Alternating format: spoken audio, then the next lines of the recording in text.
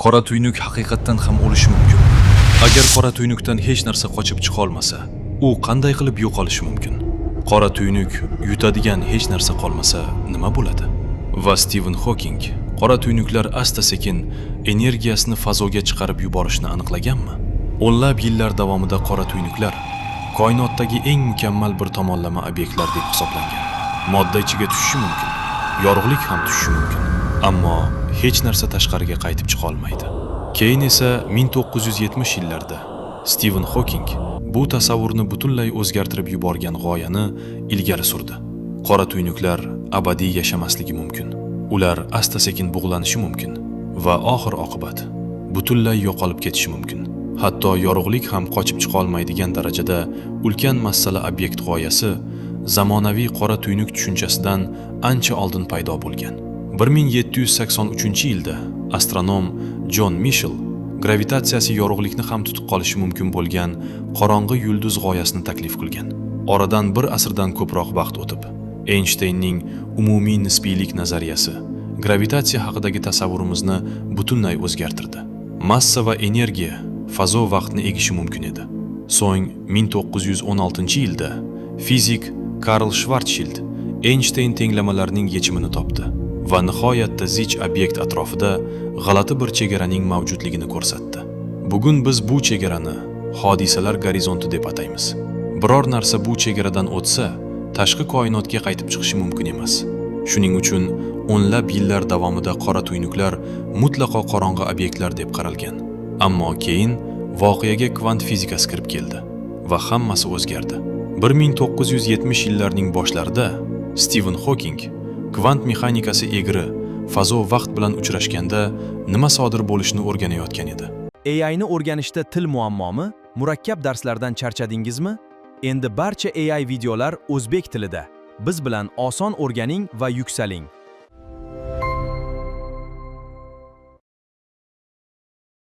Kvant nazariyasiga ko'ra, bo'sh fazo aslida ko'ringanidek butunlay bo'sh emas. Nihoyatda kichik masshtablarda kvant maydonlari doimiy ravishda tebranib turadi. Qora tuynukning hodisalar gorizonti yaqinida bu kvant effektlari hayratlanarli natijaga olib keladi. Uzoqdagi kuzatuvchi uchun qora tuynuk issiqlik nurlanishi chiqarayotgandek ko'rinishi mumkin. Bu hodisa keyinchalik Hoking nurlanishi deb atalgan. Muhim jihati shundaki, bu nurlanish zarrachalar hodisalar gorizontining ichidan shunchaki chiqib kelayotganini anglatmaydi. Bu effekt qora tuynuk atrofidagi egri fazo vaqt bilan kvant maydonlarining o'zaro ta'siridan kelib chiqadi. Bu farq juda muhim. Qora tuynukda yashirin eshik ochilib qolmaydi. Aksincha, kvant fizikasi tashqi kuzatuvchi ko'radigan manzarani o'zgartiradi va nurlanish energiyani olib ketar ekan, yana bir narsa sodir bo'lishi kerak. Qora tuynuk massasini yo'qota boshlaydi.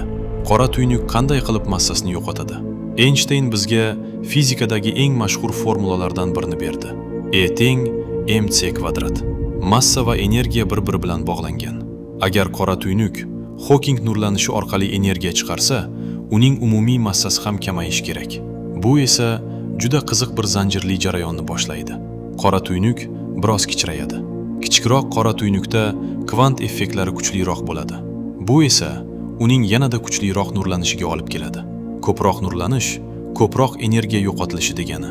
Ko'proq energiya yo'qotilishi esa undan ham kamroq massa degani. Natijada jarayon tobora tezlashadi. Xonada turgan ulkan muz bo'lagini tasavvur qiling. U asta-sekin eriydi. Ammo qora tuynuk boshqacha yo'l tutadi. U massasini yo'qotgan sari bug'lanish jarayoni tezlashib boradi. Shuning uchun juda katta qora tuynuk nihoyatda sovuq bo'lishi va energiyasini juda sekin yo'qotishi mumkin. Juda kichik qora tuynuk esa issiqroq bo'ladi va kuchliroq nurlanadi. U qanchalik kichraygan sari shunchalik tezroq yo'qoladi. Nega biz hali buni ko'rmadik? Bu juda tabiiy savolni tug'diradi. Agar qora tuynuklar bug'lansa, nega astronomlar hali birortasining yo'qolganini kuzatmagan? Sababi oddiy qora tuynuklar nihoyatda katta massaga ega.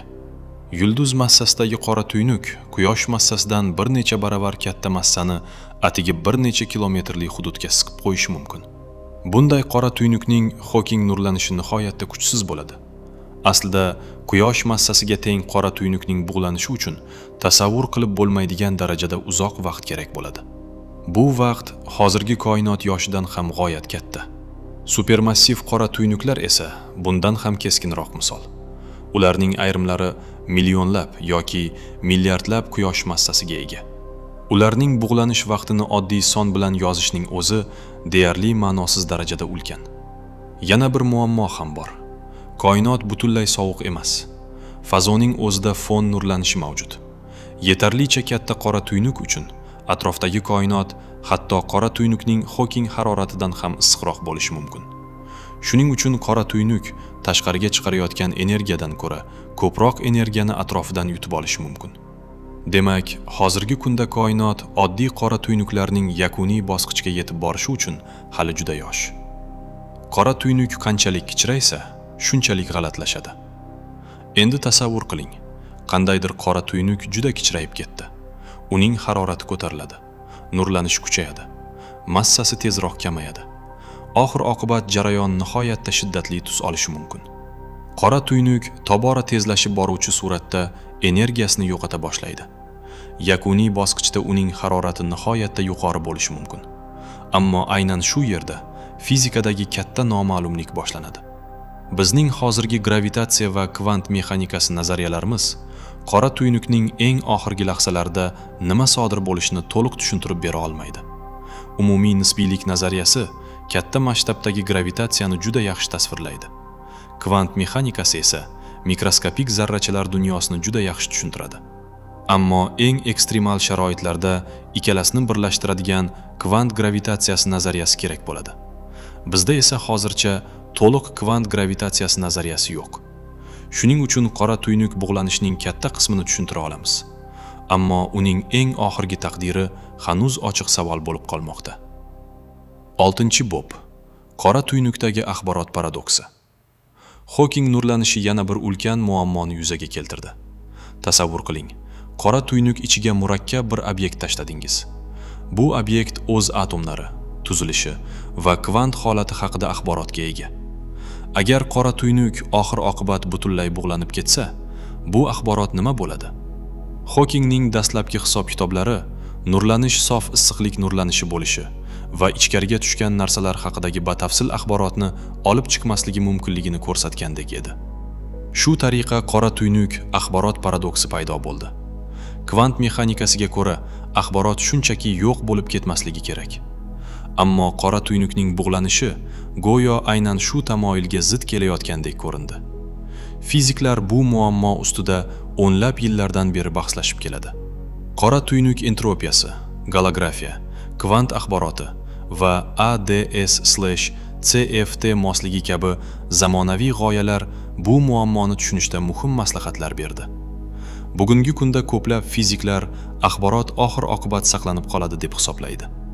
Ammo uning aynan qanday qilib tashqariga chiqishi yoki qayerda va qanday shaklda kodlanib qolishi hanuz faol tadqiqot mavzusi. Bu sir hali to'liq yechilgan emas. Endi deyarli tasavvur qilib bo'lmaydigan darajada uzoq vaqt yashagan qora tuynukni ko'z oldingizga keltiring.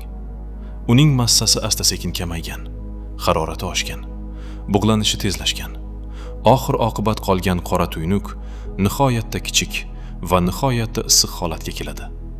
Yakuniy bosqich juda katta miqdordagi energiyaning qisqa muddatda chiqarilishiga olib kelishi mumkin.